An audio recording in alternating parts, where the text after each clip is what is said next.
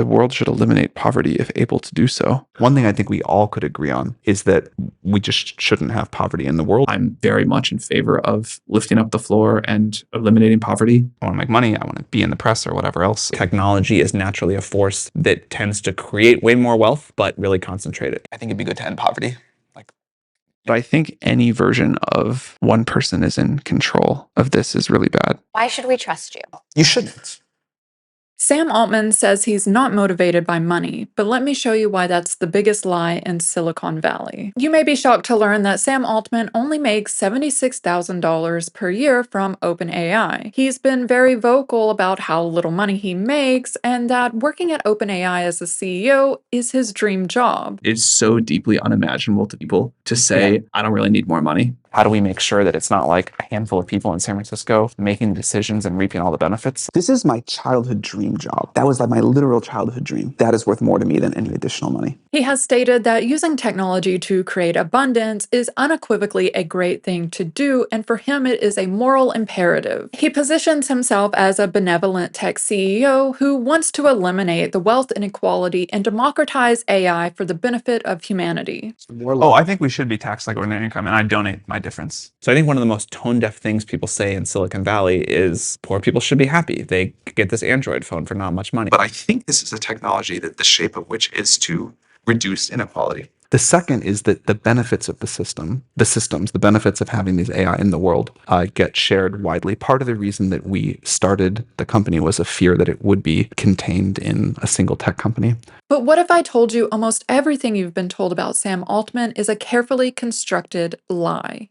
In 2023, Sam Altman testified to Congress that he only made enough money to pay for his healthcare and had no equity in OpenAI. You make a lot of money, do you? I paid enough for health insurance. I have no equity in OpenAI. Really? Yeah. That's interesting. I'm doing this because I love it. However, in 2024, Sam Altman admits in an interview that he did in fact own equity in OpenAI. I have a tiny sliver of equity from an old YC fund. I used to have some via Sequoia fund, but that one turned out to be easier to sell and not keep the position in. Very small amount, quite insignificant to me. Altman invested his own money into the Sequoia Capital Fund, and the money from this fund was then used to buy equity in OpenAI. So in this roundabout way, he did in fact own equity. After people started looking into this, Sam Altman came out, again manipulating the situation, claiming that it was a tiny fraction of a percentage of equity that he owned. But even if Altman only had a 0.1% share of OpenAI, if he sold that at $157 billion valuation, that would be $157 million.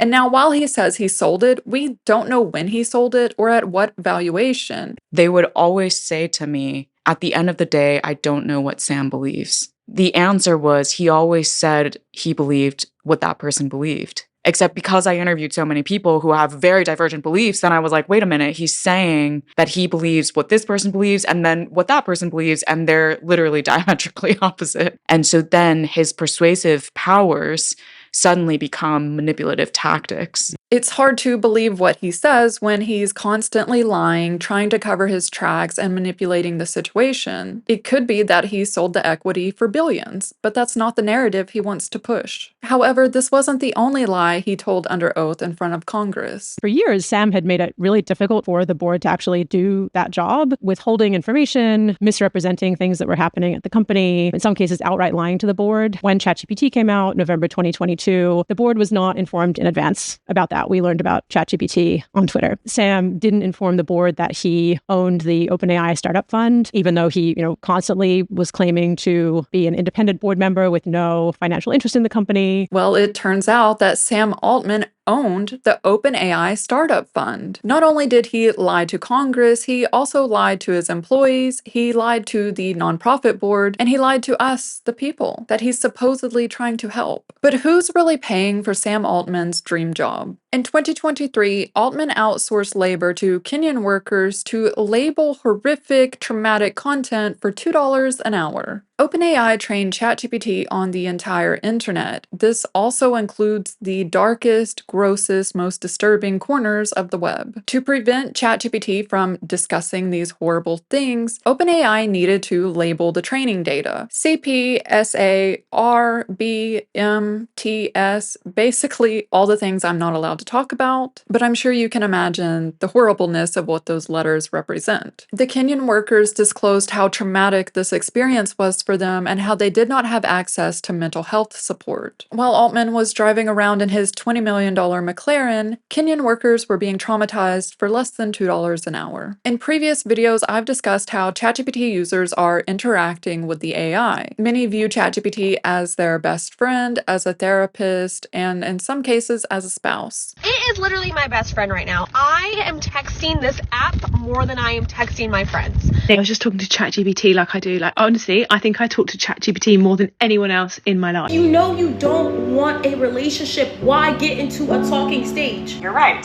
If you really wanted something, he's showing more effort instead of just talking in circles. He's just an idiot. And a lot of these users are upgrading to the most expensive model to have longer conversations with the AI before it reaches its memory limits. And I want to be very clear that OpenAI is very much aware of how users are interacting with ChatGPT. They themselves have acknowledged this. Yet even after Stanford researchers showed that ChatGPT would help users unalive themselves, OpenAI has yet to do anything about this. Companies are going AI first, they're laying off their workers, and they're not hiring workers. There is a flood of new graduates entering the market that cannot land an entry-level job. This wasn't the AI future we were promised. AI was supposed to do the boring things. It was supposed to bring about abundance. And I think giving people money is not going to go solve all problems. It's certainly not going to make people happy. It might solve some problems, and it might give people a better horizon with which to help themselves. And the cost dramatically falls, the abundance goes way up. I think we'll do the same thing with energy.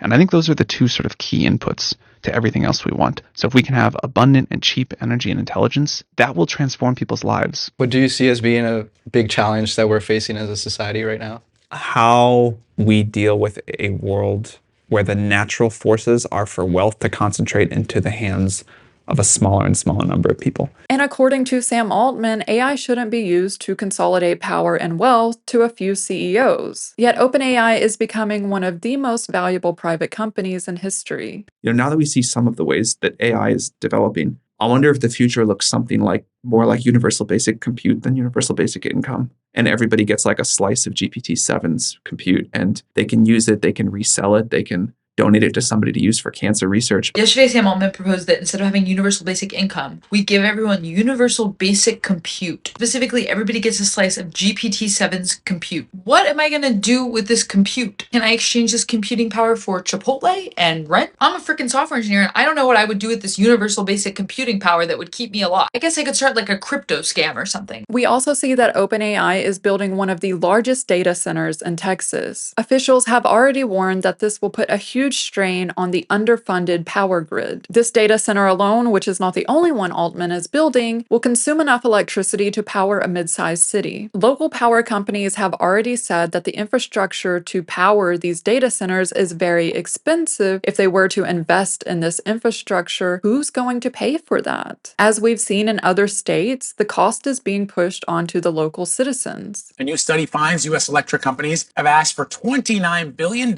in rate increases so far this year. $29 billion with a B. That is more than double their request at the same point last year. So what is driving the rate hikes? Researchers found it's a combination of the cost to replace aging infrastructure and the growing demand for AI data centers. These power companies have warned that if they don't upgrade the infrastructure, it will lead to more blackouts and power outages. And we've already seen the deadly effects of power outages in Texas. Altman claims that AI will lead to energy abundance, yet this sounds more like extraction.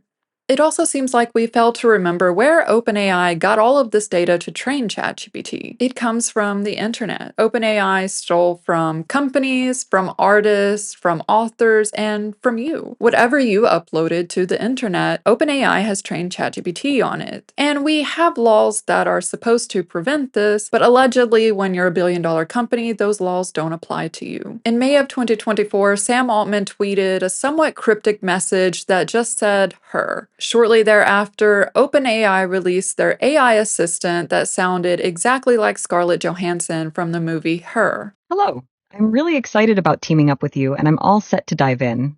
So how can I make your life easier? Within days, Johansson's lawyers were pressing OpenAI, wanting to know why the AI assistant sounded like the actress. After all, this came after Scarlett Johansson had declined that the company could use her voice. Sam Altman trained his AI on her voice anyway and still released it as a product. However, this backlash led to OpenAI removing her voice and claiming that they had used a voice actor that just so happened to sound like Scarlett Johansson. Altman may just hold the world record for ongoing legal battles. You may have heard of the lawsuit between Elon Musk and Sam Altman, with Elon alleging that OpenAI has moved away from its core mission of providing safe AI that would benefit humanity to that of a mission of lining the pockets of its investors. When we go back and read OpenAI's first blog post, it's very clear what the mission of OpenAI was. It was to benefit everyone, humanity, and not just shareholders. And they would do this by publishing their blogs, their research papers, and even open sourcing their code and any patents that the company may have. Hence the open part of OpenAI. As Musk has pointed out, this is allegedly no longer the core mission of OpenAI as it increasingly tries to become a for-profit company. We then have the ongoing lawsuit between Sam Altman and his sister Ann Altman. Earlier this year, Ann filed a lawsuit alleging Sam Altman of childhood SA. Sam has denounced these allegations on social media. All of Sam Altman's lies leads us to March of this year. OpenAI raises another $40 billion, with $30 billion of that coming from SoftBank. However, there is a stipulation when it comes to SoftBank's investment. In order for OpenAI to receive the full $30 billion, OpenAI must restructure to a traditional for-profit company. If they fail to do this, SoftBank will take back $20 billion of the $30 billion investment, leaving OpenAI with only $10 billion. Only. It is also alleged that as part of this restructuring, Sam Altman will get at least a 7% equity stake in OpenAI. This month, a tech watchdog called the Midas Project filed a complaint with the IRS stating how Sam Altman stood to gain billions of dollars from OpenAI restructuring from a nonprofit to a for-profit. OpenAI has received tax exemptions from the federal government, and allegedly the executives have lined their pockets with billions of dollars. The Midas Project also alleges that Sam Altman received incentives, stock options, and indirect compensation from the for-profit entity. This is in direct violation to the purpose of a nonprofit. And while Sam Altman keeps saying that OpenAI will continue to be controlled by the nonprofit portion, we see that they just acquired the startup IO for $6.5 billion. They also made a deal with UAE to build data centers in the desert, and they've partnered with the Trump administration for the Stargate project. This is not typical for a company that claims they are controlled by a nonprofit.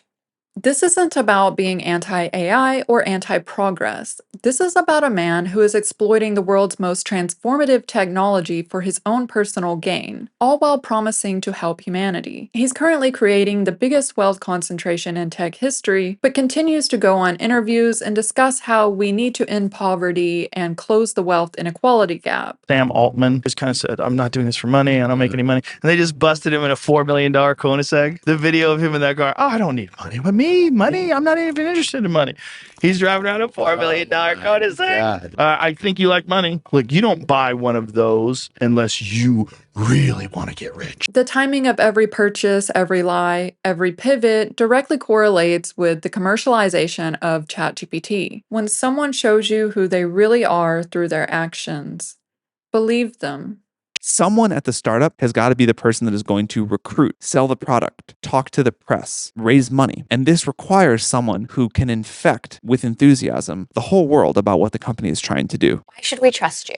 You shouldn't.